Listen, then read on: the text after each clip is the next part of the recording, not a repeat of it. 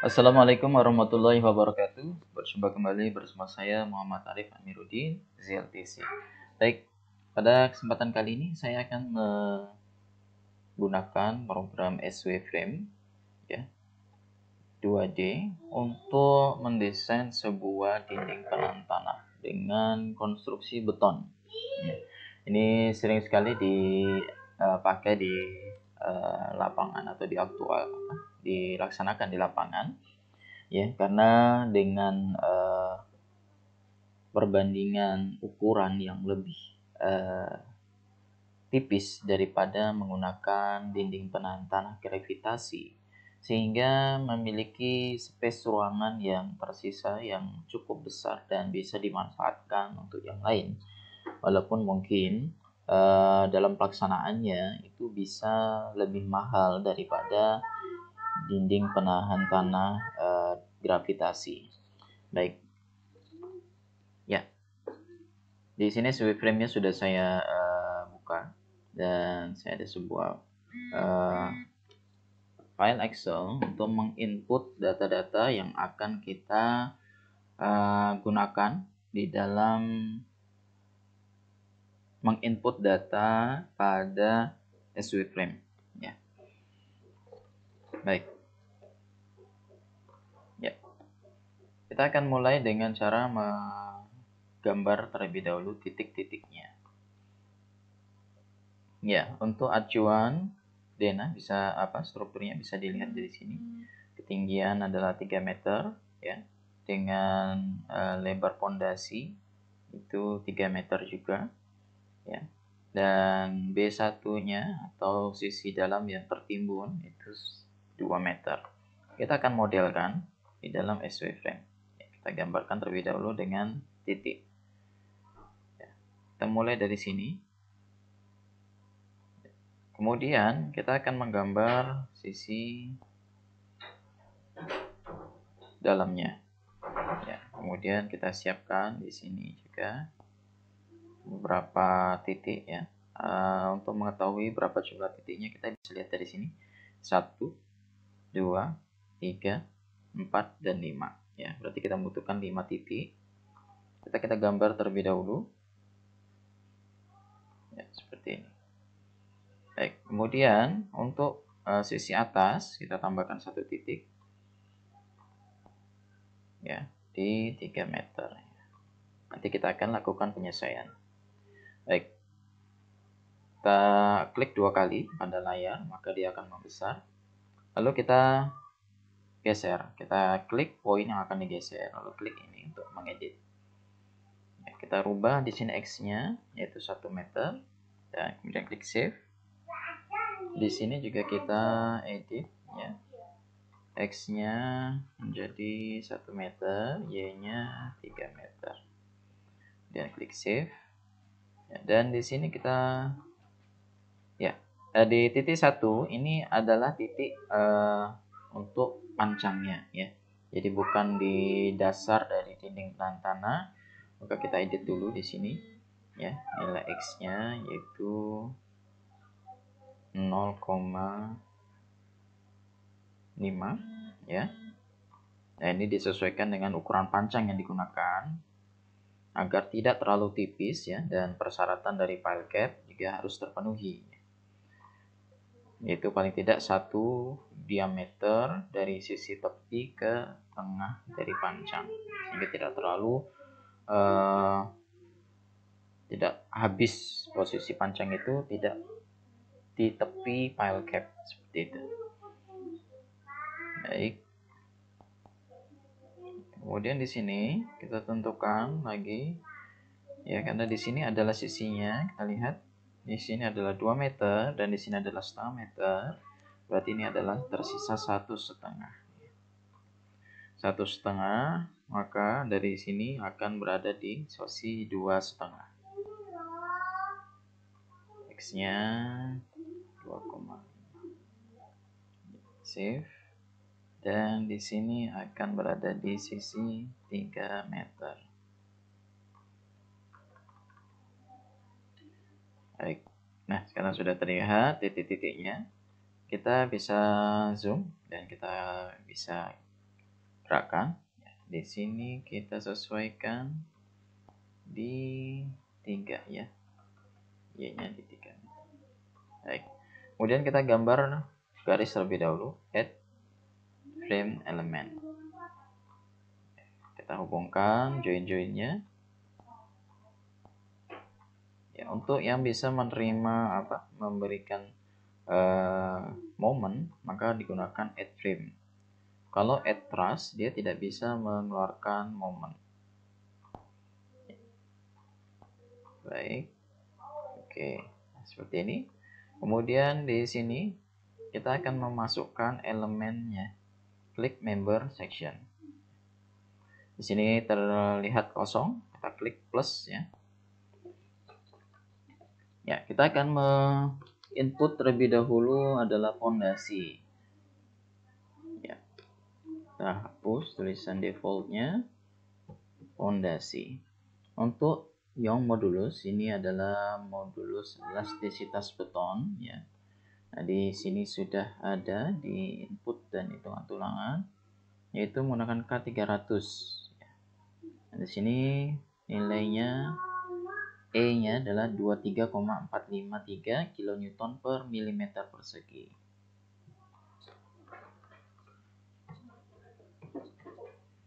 Ya, untuk unit weight ya, kita juga sesuaikan dengan satuannya.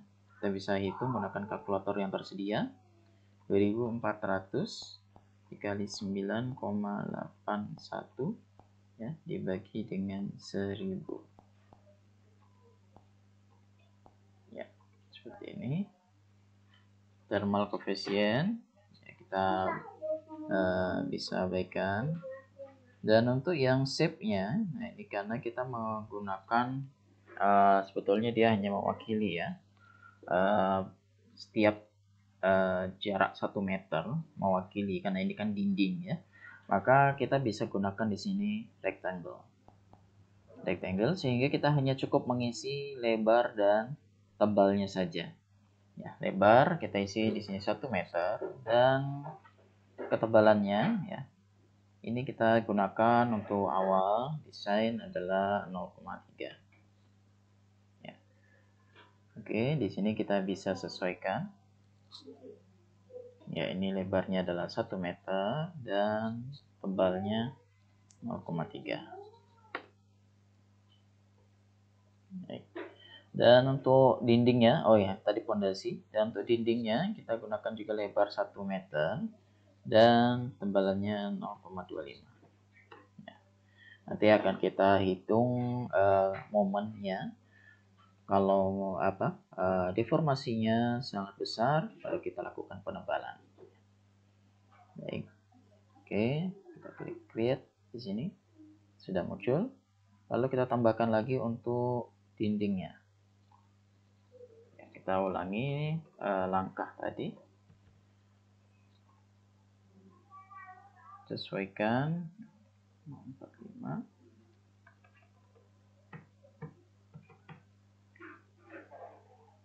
Dan di sini kita isi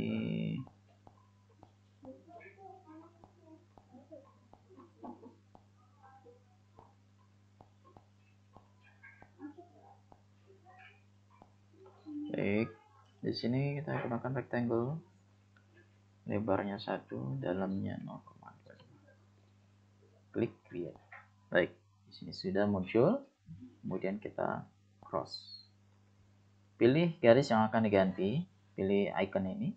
Kita pilih dia wall. Dan di sisi bawah kita pilih garisnya juga.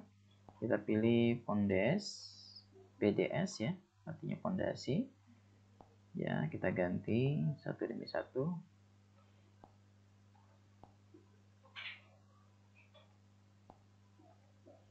Ya, kemudian kita pasang restraint-nya.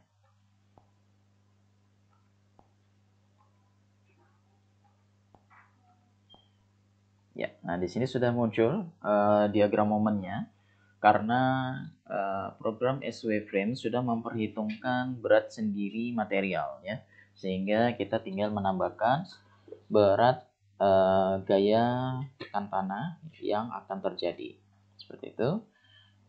Kita lihat berdasarkan data pembebanan dengan angle friction sebesar 25 ya, dan ini tanah yang granularnya cukup bagus ya, seperti pasir ya. Dan CH-nya 0 kohesinya, dan BJ-nya 1800 kg per meter kubik atau 1,8 ton per meter kubik. Di sini sudah diperoleh nilai KA dan KP-nya ya. KA untuk tekanan tanah aktif dan KP untuk tekanan tanah pasif. Di sini diperoleh nilai KA-nya ya. Nilai KA-nya adalah 0,4059. Nah, di sini sudah ada rumusnya, di mana dari berat jenis dikali dengan H1 ya, dikali dengan KA. Ini akan diperoleh beban merata pada dinding. Dan ini adalah nilai P-nya. Jadi nilai ini ada di bawah. Oke, akan saya contohkan pada program SW Frame. Ya, kalau kita konversi dulu ke kilonewton, berarti nilai ini harus dikali dengan 9,81, yaitu 21,5 kilonewton per meter persegi. Oke, kita klik icon ini dan pilih di sini distributed. Ya, kita pilih garis yang akan diinput. Ya, baik. Beban awal kita tulis di sini 0 saja, dan beban selanjutnya kita isi sesuai dengan data tadi, yaitu 21,5 seperti ini, dan angle-nya kita biarkan 0. Lalu kita ya klik save. Ya, nah di sini posisinya terbalik. Kita akan rubah lagi ya. Nah, kita klik saja dan pilih ini. Kita ganti di sini menjadi 21,5 dan n-nya adalah 0. Ya, tapi simbolnya kita beri minus ya, karena arah berlawanan. Lalu klik save. Ya, nah sekarang sudah terlihat adanya gaya tekan tanah pada dinding DPT. Kemudian kita tambahkan juga yaitu beban akibat timbunan tanah ya di sini ya, karena di sini ada tanah yang diuruk untuk menjepit sisi pondasi, maka ini akan menjadi beban merata. Nilainya ada sebesar ini 5,4 karena dari berat jenis dikali dengan tinggi dinding penahan tanahnya. Ya, maka 5,4 ton per meter persegi. Oke, ini kita konversi dulu, yaitu nilai ini dikali dengan 9,81. Ya, ini kita dapatkan ya cukup besar ya, karena tidak ada faktor reduksi, berbeda pada dinding penahan tanah tadi, karena angle frictionnya tinggi, nilai KA-nya menjadi cukup bagus ya, cukup besar ya, sehingga nilai gaya yang diterima oleh dinding itu semakin kecil karena nilai reduksinya semakin besar. Baik, kita akan isi di sini 52,974. Kita gunakan icon ini, klik. Ya, kali ini klik ODL dan full length 52, kita cek kembali 974. Ya. Kemudian klik save. Ya, akan terlihat seperti ini, dan di sisanya juga kita tambahkan.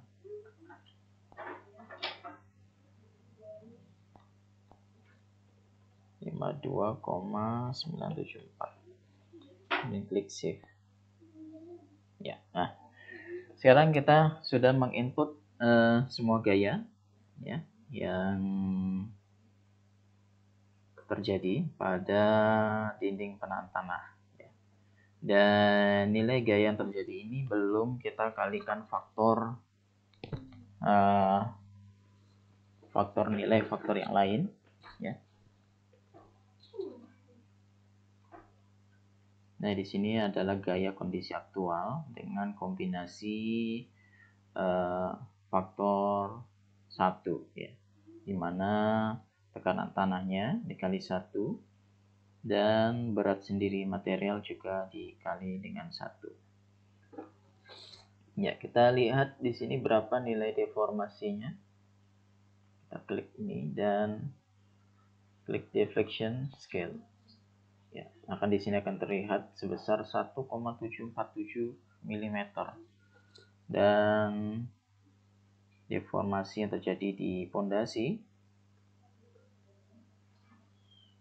ya, kita besar 0,072 mm. Oke. Tapi kita lihat di sini berapa gaya tekan dan gaya tarik yang terjadi pada dinding penahan tanah ini. Ya, di sini terlihat semua gayanya ke arah atas. Ini menunjukkan bahwa pada pancang atau pondasi tiang yang disiapkan ini mengalami gaya tekan semua. Seperti itu. Jadi mengalami gaya tekan ke bawah dan juga gaya geser, ya, akibat adanya tekanan tanah tadi dari kanan ke kiri, sehingga gaya geser ini berlawanan arah dengan gaya tekanan yang tanah berikan, ya. Sehingga kita tinggal menentukan di sini kapasitas pondasi yang harus dipakai dalam konstruksi ini agar tidak mengalami penurunan, ya, dari gaya yang tadi sudah kita masukkan, ya. Sementara untuk mendesain penulangannya, ya, kita harus mengalihkan terlebih dahulu gaya-gaya tadi, ya, baru kita bisa menggunakan momen aktual yang terjadi di sini untuk mendesain penulangannya. Baik, sekian tutorial dari saya. Semoga dapat menambah wawasan dan bagaimana cara menggunakan SW Frame 2D untuk bisa diaplikasikan dalam mendesain dinding penahan tanah. Semoga dapat bermanfaat. Terima kasih atas perhatiannya. Assalamualaikum warahmatullahi wabarakatuh.